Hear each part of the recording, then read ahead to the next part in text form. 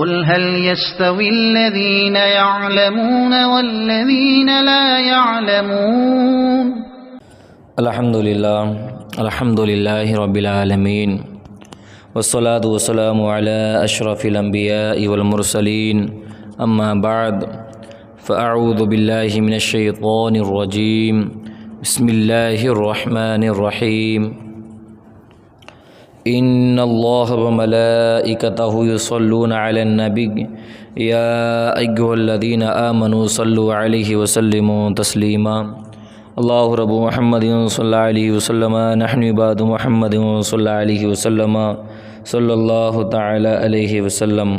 تو آج کا ہمارا درس بہار شریعت حصہ اول صفحہ نمبر 98 عالم برزخ کا بیان ہے۔ آج میں پیش کروں گا آپ کی خدمت میں، گزارش آپ سبھی حضرات سے ہے کہ سماعت کرنے سے پہلے آپ اچھی نیتیں کر لیں۔ اور آپ سبھی کا ہمارے YouTube channel Barkati online academy سے جڑنے کے لیے آپ کا بہت بہت شکریہ۔ اللہ آپ سب کو جزائے خیر عطا فرمائے، دارین کی نعمتوں سے مالا مال فرمائے۔ عالم برزخ کا بیان۔ دنیا اور آخرت کے درمیان ایک اور عالم ہے جس کو برزخ کہتے ہیں۔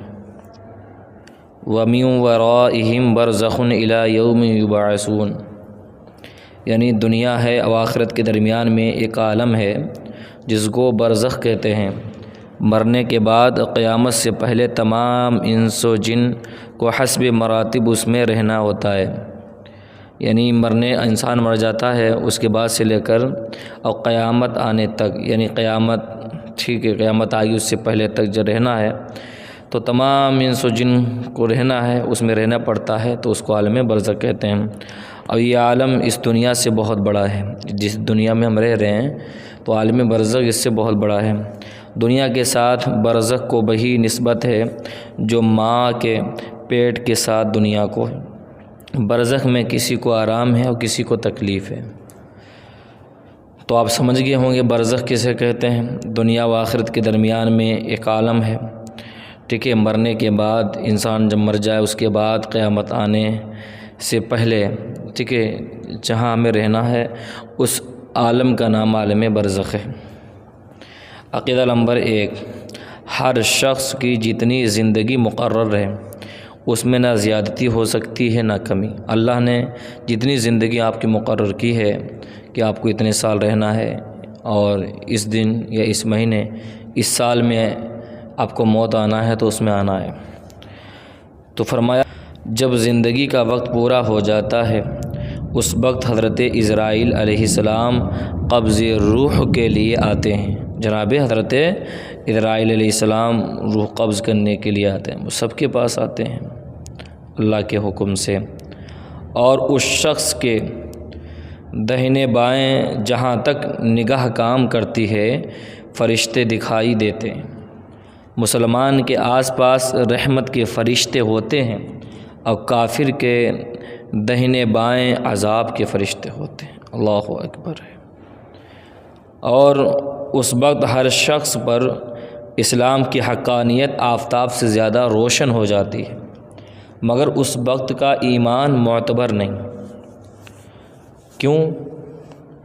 فرعون بھی گزرا ہے، فرعون نے دعویٰ کیا، خدائی کا دعویٰ کیا، خود کو خدا کہلاتا تھا، لیکن جب وہ غرق ہونے لگا، سمجھ گیا کہ اب نہیں بچیں گے، تو آخر میں اس نے یہی کہا ربی موسیٰ و ہارون، میں موسیٰ اور ہارون کے رب پر ایمان لایا۔ تو فرمایا کہ اس وقت کا ایمان معتبر ہی نہیں ہے، اس لیے کہ حکم ایمان بالغیب کا ہے اور اب غیب نہ رہا بلکہ اب یہ چیزیں مشاہد ہو گئیں۔ تو ہمیں چاہیے کہ ہم بھی ایمان والے رہیں اور قرآن و حدیث پہ عمل کرتے رہیں۔ عقیدہ نمبر 2، مرنے کے بعد بھی روح کا تعلق بدن انسان کے ساتھ باقی رہتا ہے۔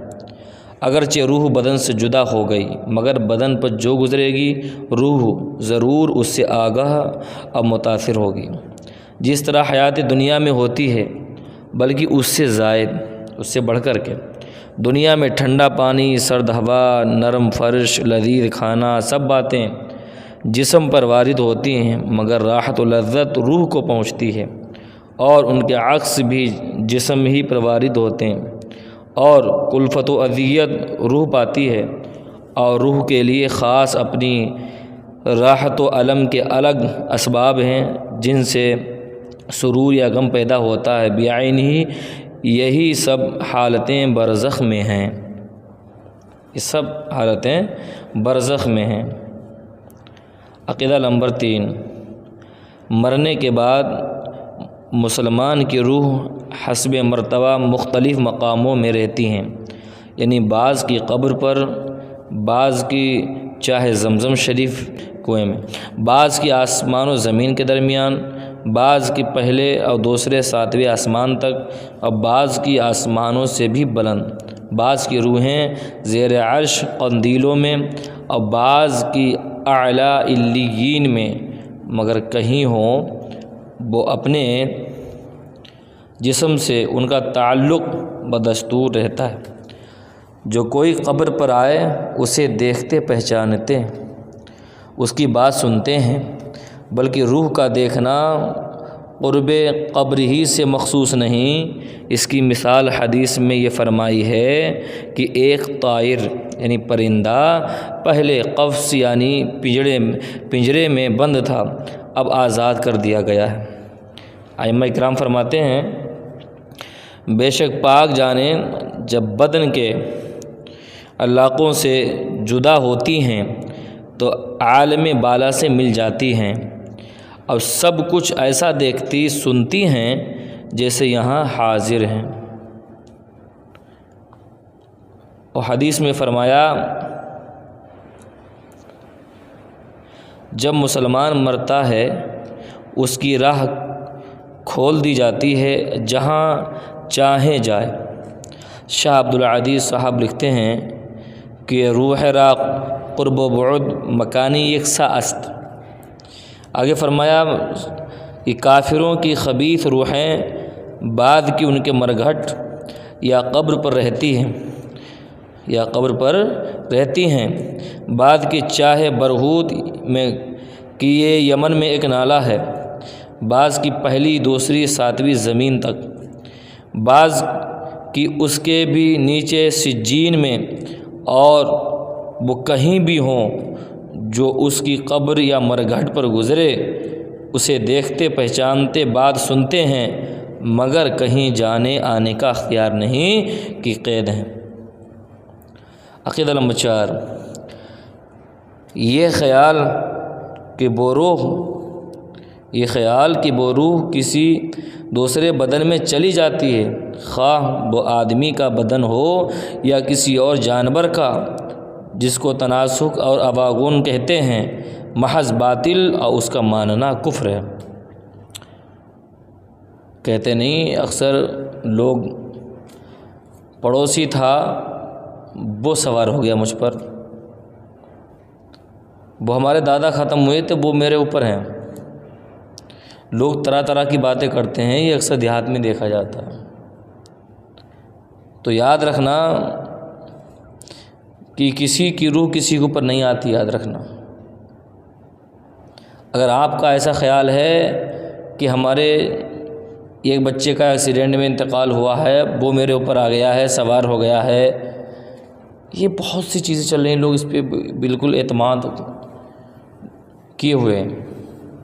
ہمیں چاہیے کہ ہم اپنا رشتہ دین سے مضبوط رکھیں، اسلام سے، قرآن و حدیث سے آپ مضبوط رکھیں، انشاءاللہ آپ کو کامیابی حاصل ہوگی۔ اللہ ہمیں آپ کو عمل کی توفیق بھی عطا فرمائے۔ عقیدہ نمبر 5، موت کے معنی روح کا جسم سے جدا ہو جانا ہے، نہ یہ کہ روح مر جاتی ہو۔ جو روح کو فنا مانے بد مذہب ہے۔ عقیدہ نمبر 6، مردہ کلام بھی کرتا ہے، اس کے کلام کو عوام و جن و انسان کے سوا تمام حیوانات وغیرہ سنتے بھی ہیں۔ مردہ جو ہے وہ کلام بھی کرتا ہے، ہم کیسے سن پائیں گے؟ عقیدہ نمبر 7، جب مردہ کو قبر میں دفن کرتے ہیں تو اس وقت اس کو قبر دباتی ہے۔